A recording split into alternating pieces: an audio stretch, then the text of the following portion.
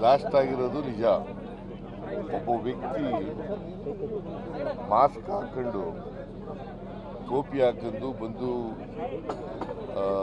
ಬಸ್ನಲ್ಲಿ ಬಂದಿದ್ದಾನೆ. ಬಸ್ನಲ್ಲಿ ಬಂದು ರವೆ ಇಡ್ಲಿ ತಗೊಂಡಿದ್ದಾನೆ ಒಂದು ಕೌಂಟರ್ನಲ್ಲಿ. ಅಲ್ಲಿಂದ ಹೋಗಿ ಕೂತ್ಕೊಂಡಿದ್ದಾನೆ ಒಂದು ಕಡೆ. ಕುಡಿದ್ಬಿಟ್ಟು ಅದನ್ನು ಟೈಮರ್ ಇಟ್ಟೆಲ್ಲ ಇದನ್ನೆಲ್ಲ ಮಾಡಿಬಿಟ್ಟು ಹೋಗಿದ್ದಾನೆ. ಸೊ ಬ್ಲಾಸ್ಟ್ ಆಗಿದೆ. ಸುಮಾರು 9 ಜನರಿಗೆ ಗಾಯ ಆಗಿದೆ. ಯಾರೆಲ್ಲ ಪ್ರಾಣಾಪಾಯದಿಂದ ಪಾರಾಗಿದ್ದಾರೆ.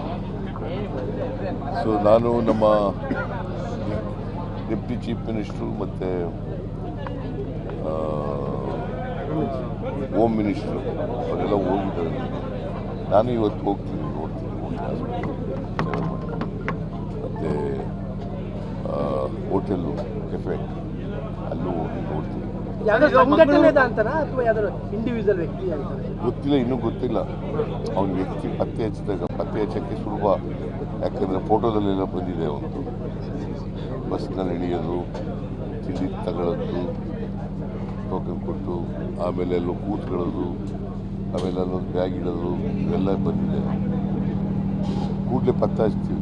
ಸರ್, ಈಗ ಮಂಗಳೂರು ಕುಕ್ಕರ್ ಬಾಂಬ್ ಬ್ಲಾಸ್ಟ್ಗೂ ಇದಕ್ಕೂ ಸಾಮ್ಯತೆ ಇದೆ ಅನ್ನೋ ಒಂದು ಪ್ರಾಥಮಿಕ ವರದಿ ಬಂದಿದೆ ಅಂತ ಹೇಳಿದ್ರು. ಅದ್ರ ಬಗ್ಗೆ ಏನಾದ್ರು ಮಾಹಿತಿ ಸಿಗ್ತಾ? ಅದು ಕುಕ್ಕರ್ನಲ್ಲಿ ಮಾಡಿದ್ದದು, ಇದು ಬೇರೆ. ಬಟ್ ಇನ್ವೆಸ್ಟಿಗೇಷನ್ ನಡೀತಾ ಇದೆ ಸೀರಿಯಸ್ ಆಗಿ. ಸರ್, ಬಿಜೆಪಿ ಸೀರಿಯಸ್ ಅಲಿಗೇಷನ್ ಮಾಡಿದೆ. ಅಲ್ಪಸಂಖ್ಯಾತರ ತುಷ್ಟೀಕರಣ ಮಾಡ್ತಿದ್ದ ಕಾರಣಕ್ಕೋಸ್ಕರವಾಗಿ ಈ ಥರದ ಘಟನೆ ನಡೆದಿದೆ. ಅದು ಬಿಜೆಪಿಯವರು ರಾಜಕೀಯವಾಗಿ ಹೇಳ್ತಾರೆ. ಅವ್ರ ಕಾಲದಲ್ಲಿ ಆಗಿತ್ತಲ್ಲ ಬಾಂಬ್ ಬ್ಲಾಸ್ಟ್ ಎಲ್ಲ ಏನಾಗಿತ್ತು ಹಾಗೆ ಆಗಲೂ ಮುಸಲ್ಮಾನರು ತುಷ್ಟೀಕರಣ ಮಾಡ್ತಿದ್ರು. ಇಲ್ಲಪ್ಪ, ಈಗ ಮಂಗಳೂರು ಕುಕ್ಕರ್ ಬ್ಲಾಸ್ಟ್ ಆಯ್ತಲ್ಲ, ಆಗೇನು ಮಾಡಿದರು? ಹಾಗೂ ತುಷ್ಟೀಕರಣನ ಸುಮ್ಮನೆ ಏನೋ ಹೇಳ್ಬೇಕು ಹೇಳಪ್ಪ. ನಾನು ಯಾರು ಬ್ಲಾಸ್ಟ್ ಮಾಡೋದನ್ನ ಖಂಡಿಸ್ತೀನಿ, ನಾನು ತೀವ್ರವಾಗಿ ಖಂಡಿಸ್ತೀನಿ. ಬಟ್ ಅದರಲ್ಲಿ ರಾಜಕೀಯ ಮಾಡೋಕ್ಕೆ ಹೋಗ್ಬಾರ್ದು. ಭಯೋತ್ಪಾದಕ ಕೃತ್ಯ ಅಂತ ಏನಾದರೂ ಇಲ್ಲ, ಇನ್ನೂ ಇನ್ವೆಸ್ಟಿಗೇಷನ್ ಇಸ್ ಗೋಯಿಂಗ್. ಇನ್ವೆಸ್ಟಿಗೇಷನಲ್ಲಿ ಏನು ಆಗುತ್ತೆ ಅದು ನೋಡ್ಕೊಂಡು ಅದ್ರ ಮೇಲೆ ಕ್ರಮ ತಗುತ್ತೆ.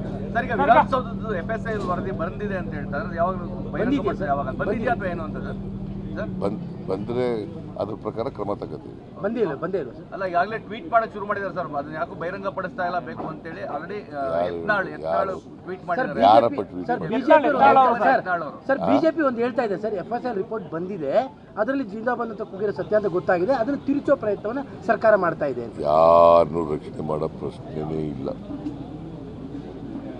ತಪ್ಪಿತಸ್ಥರಿಗೆ ಶಿಕ್ಷೆ ಮಾಡ್ತಕ್ಕಂಥದ್ದನ್ನು